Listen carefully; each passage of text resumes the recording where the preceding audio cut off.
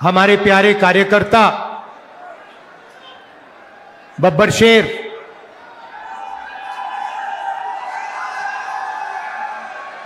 भाइयों और बहनों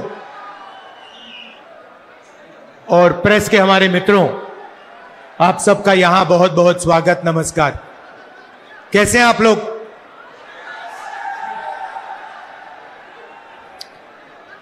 हिंदुस्तान में विचारधारा की लड़ाई चल रही है।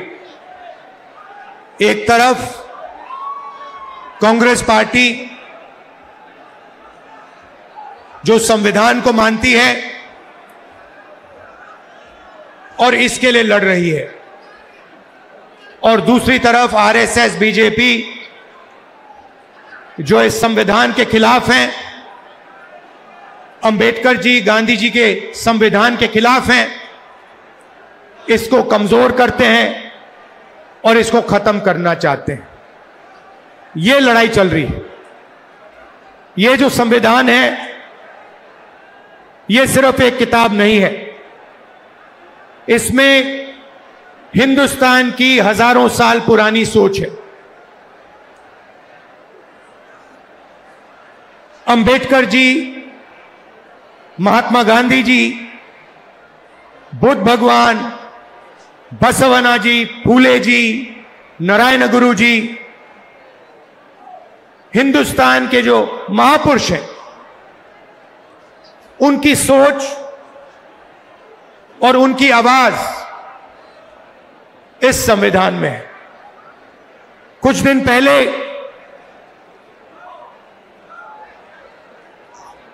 आरएसएस के नेता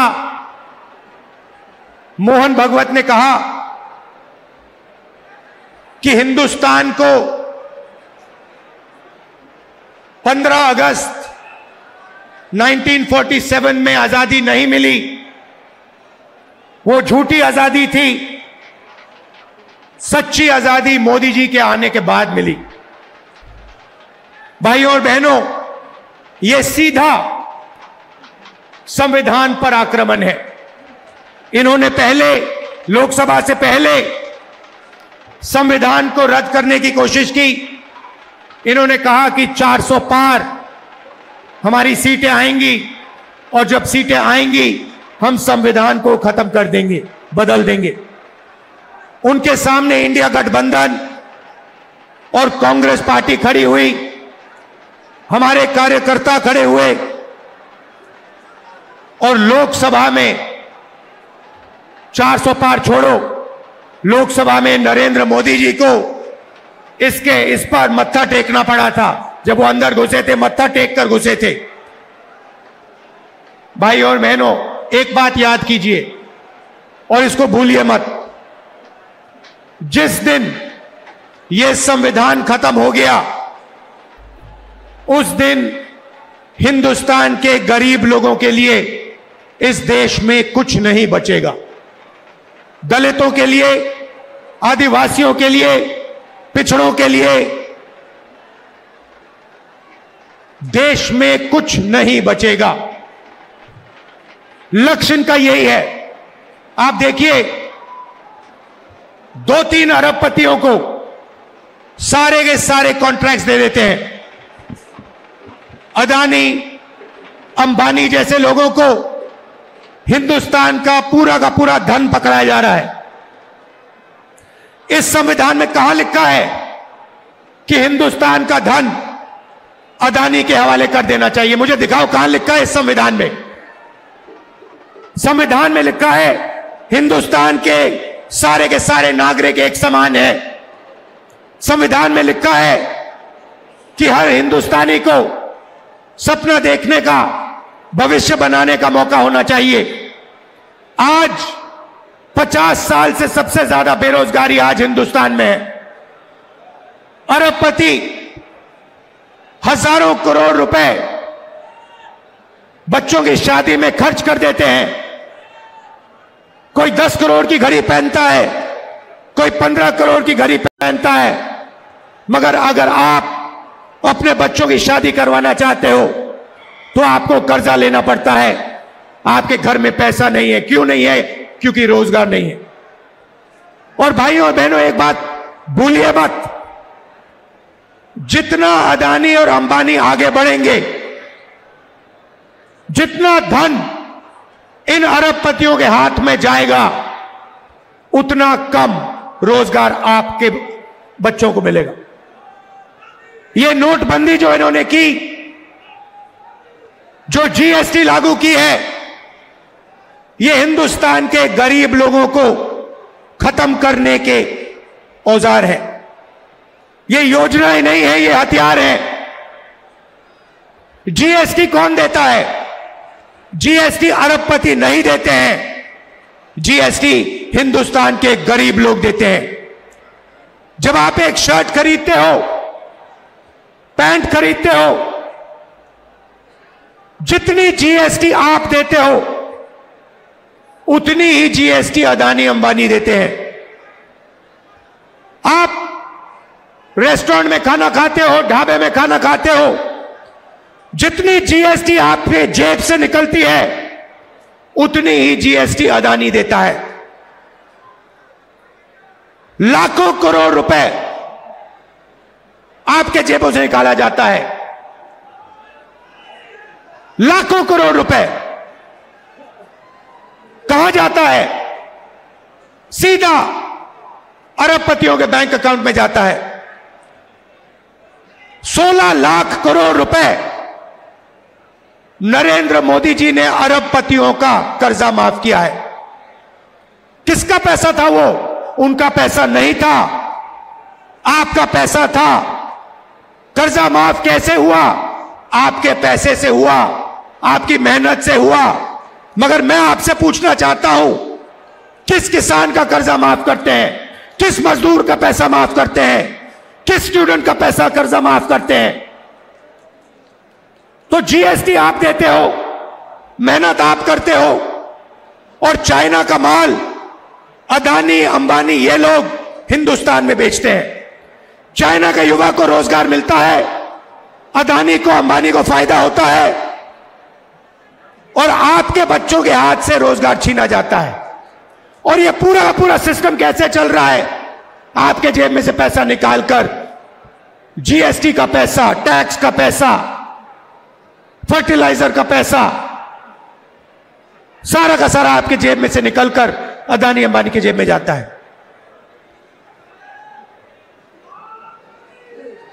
पेट्रोल का दाम बढ़ता जाता है, आप देखते रहते हो।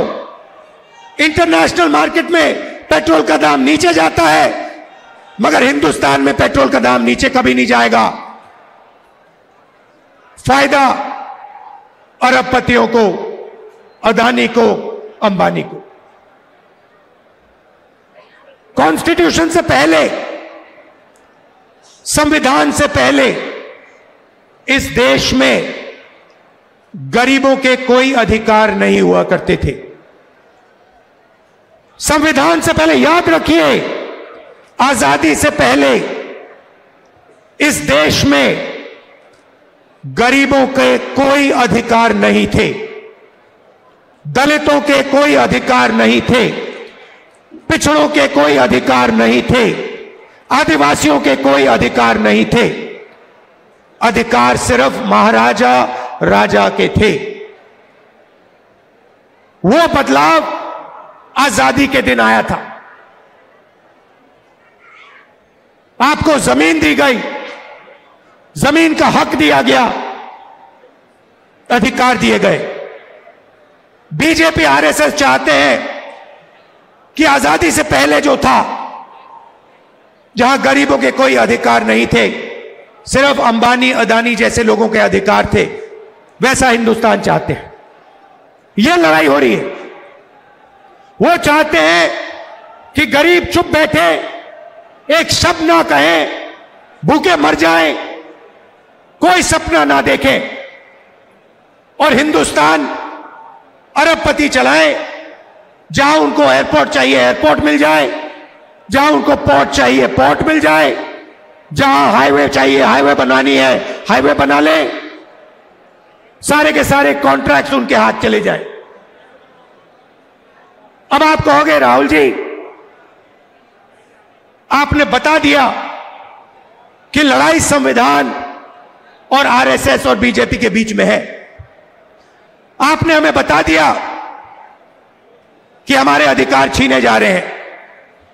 आपने हमें बता दिया कि गरीबों को कुचला जा रहा है, पिछड़ों को, दलितों को, आदिवासियों को दबाया जा रहा है।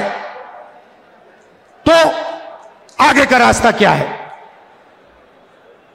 आपके दिल में यह सवाल होगा कि आगे का रास्ता क्या है। मैं आपको बताना चाहता हूं। सबसे पहले आप एक चीज नोट कीजिए, प्राइवेटाइजेशन होता है।